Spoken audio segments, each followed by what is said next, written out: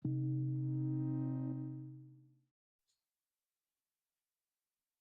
everyone, thank you so much for coming back. On last week's episode, we spoke about how we finally got to meet our rainbow baby. Today's episode is about labor, surrender, fear, gratitude, and finally meeting our daughter. My whole pregnancy, I wanted a holistic pregnancy. I didn't want epidural. I wanted my oil diffuser. I wanted to be the most calming and serene experience of my life. I wanted it to be calm and serene and warm. I wanted a holistic birth. I didn't think I wanted that epidural. I wanted to feel everything. I brought my oil diffuser. I wanted to have calming intentions, peaceful. I truly thought it was going to be a calm and grounding experience. I went full glam because I was a mermaid that was giving birth. And then I had to switch up my glam dress for the hospital gown. Now, thinking in retrospect, I wish I would have thought about it more. When the induction began, they burst my water, and that was an eye opening experience because as soon as all that water rushed out, my belly shrunk, and I was like, whoa. After that, they put like a little pill to start the dilation. And because I wasn't as dilated as they wanted me to be, they went ahead and started the IV Pitocin drip. Boy, I should have done my research about that because the intensity of that started off as little cramps, and my wife could hear me breathing through it. And she's like, "Babe, you okay?" Because my wife was also pregnant at this time. I wanted her to get as much rest as possible. I was like, "Babe, go back to sleep." But as that started to intensify, everything changed from being calm to just intense. I already had a high tolerance for pain due to my PCOS, which gave me severe cramps. Nothing prepared me for the Pitocin contractions at all. My wife was trying to help because I was like, "Baby, please set up the lavender diffuser so we could just be more calming." And every time she would go to put the diffuser up, those contractions kicked in and I screamed the loudest I've ever screamed in my life. I had no control over my body.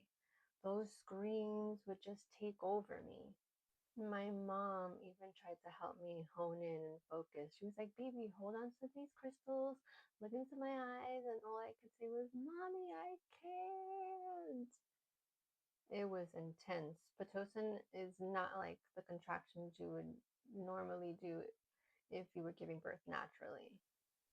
It was an out of body feeling. It was primal screaming. I couldn't focus anymore.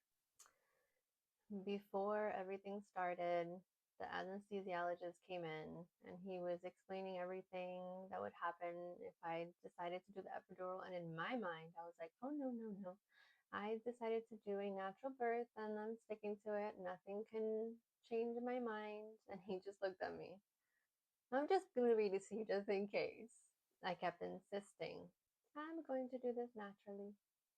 And it wasn't until my breaking point that I looked into my wife's eyes after hours of trying to hold on to that vision of holistic birth of I'm going to do this natural. I'm going to be in tune with my body, in tune with everything that's going on. And at that point, it was out of my control. And I looked into my wife's eyes and I said, "Baby, I can't do it anymore. Please go get the anesthesiologist." She held me and she said, "It was okay, baby. You tried." She's my Wonder Woman. She always grounds me.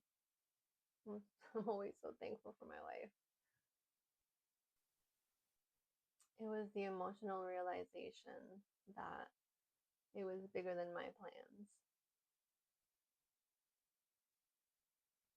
And when that anesthesiologist came in, of course my baby had to be sitting right here, right on my ribs, and she was moving the whole time, and I was trying to just stay still. All I could do was hold my belly and stay still and breathe. I could still feel it right now. As soon as that happened and that epidural line was in, it was immediate. My body went into relax mode. It was no longer in fight or flight. After the epidural, I can immediately feel my body relaxing, my body entering a state of bliss, relief. I was finally breathing again. My wife at one point told me when I was relaxing laying in the bed, and she was like, "You have a contraction coming," and my response was like, "Let it come, 'cause I don't feel it anymore." Looking at the screen and finally just being able to relax and not be engulfed in that pain that I felt. After I was dilated, the pushing began, and I kept just trying to feel. One thing about the epidural is because you don't feel your contraction, you really can't feel when you're pushing. So that was intense. I kept pushing and pushing. I was determined to bring my baby into this world as soon as possible. But no matter if I squatted, I tried squatting, I tried laying, I tried every which way that I could. And I was at the point where I could see my little baby's hairs, and I was like, she's coming. But no, she was stuck. 4 hours of pushing. I had oxygen when I would take breaths in between having to push. And my mom saw that I was so hot, she would bring these cold rags to put on my forehead to just calm me down and soothe me, because at that point I was so exhausted. It was an emotional, magical moment realizing that she was almost here when I could see those little hairs.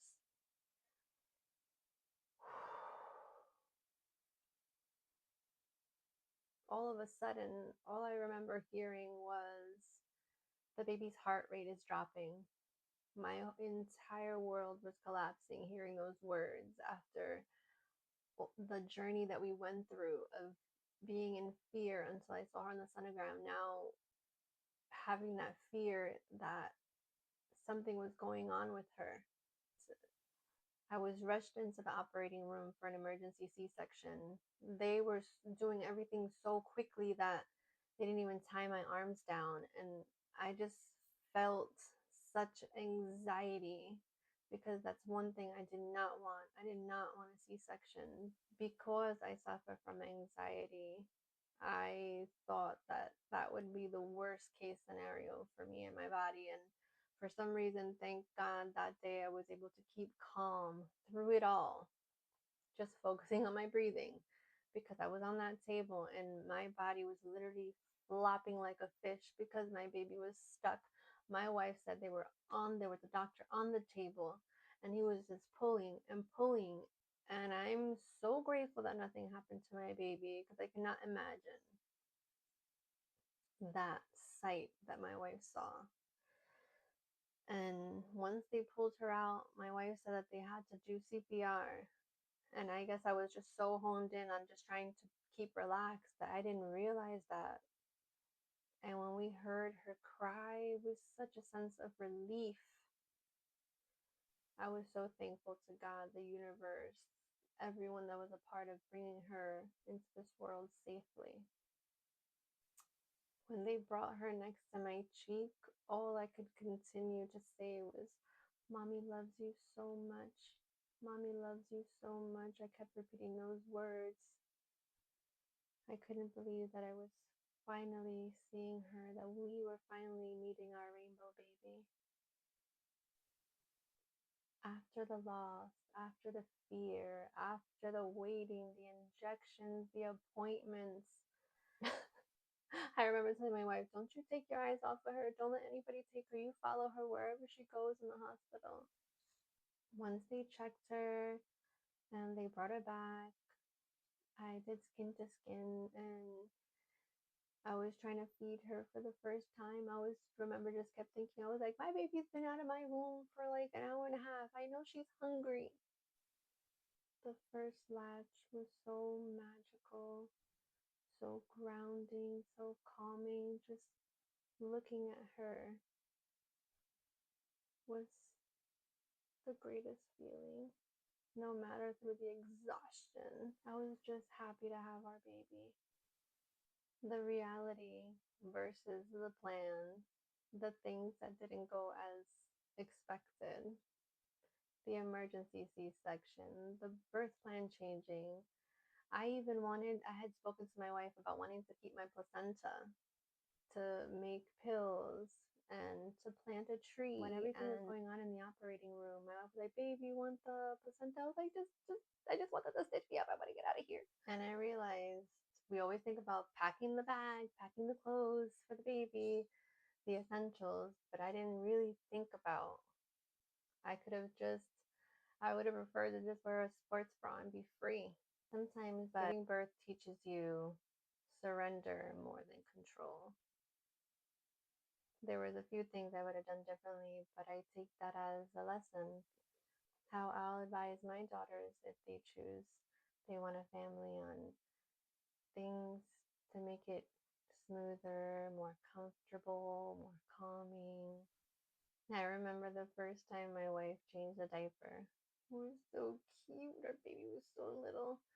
And the nurse was like, "Come here, mama, let me show you something." And my wife had left just a little bit of doo-doo right on the thigh. She was like, "Oh, how'd that get there?" So cute.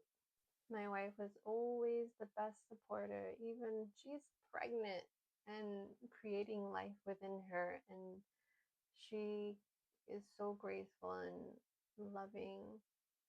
Every time I felt guilty, she was resting. I'm like, "Baby, I gotta feed the baby. Can you get..." Because of the C-section, I couldn't move as quickly. So she would always get up, give us our baby so that I can feed her. And I enjoy just letting her sleep on me. I was like, "No, you don't gotta put it back in the crib. Just let her lay on me." Those are the most magical moments. I always call my wife my Wonder Woman. I have so much emotional gratitude for my wife. I appreciate everything that she did throughout our entire process together, because she was also pregnant going through this, and she always held me and I held her. Love carried us here. Everything we went through was so worth it for the two beautiful girls that we have. Tiny hands, head on the chest, finally becoming mothers. I'd like to share something with you. This is a photo.